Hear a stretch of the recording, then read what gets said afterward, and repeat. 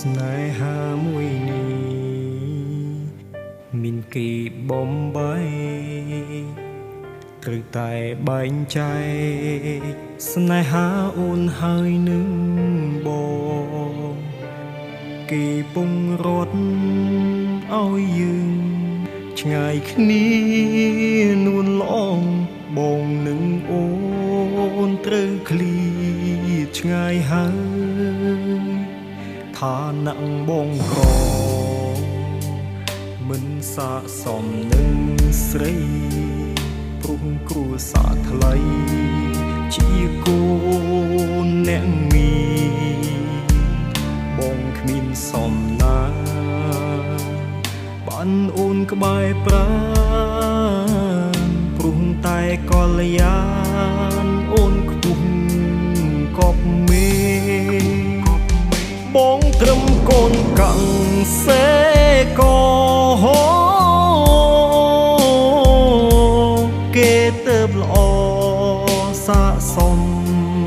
នឹងស្រីមនុស្សប្រុសដូចបងមិនសមនឹងអូនទេថ្លៃជ្រឹងអ្នកថ្មីអូនគិតត្រូវហើយ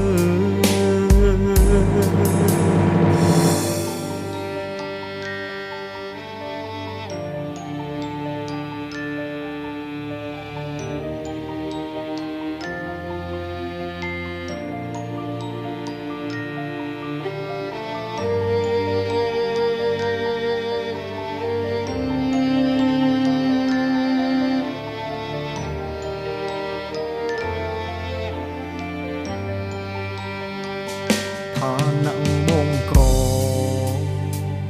មិនស័ក្តិសមនឹងស្រីព្រោះគ្រួសារថ្លៃជាកូនអ្នកមានបងគ្មានសមណាបានអូនក្បែរប្រាណព្រោះតែកល្យានអូនខ្ពស់កប់មេបងត្រឹមកូនកាំងសេកោគេទៅល្អស័ក្តិសមនឹងស្រីមនុស្សប្រុសដូចប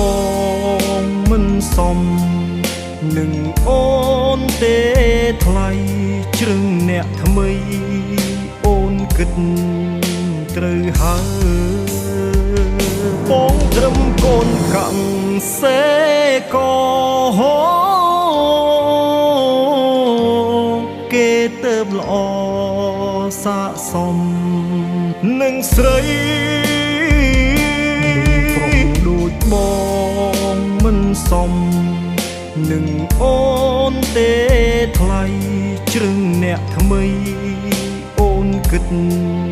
ត្រូវហើយ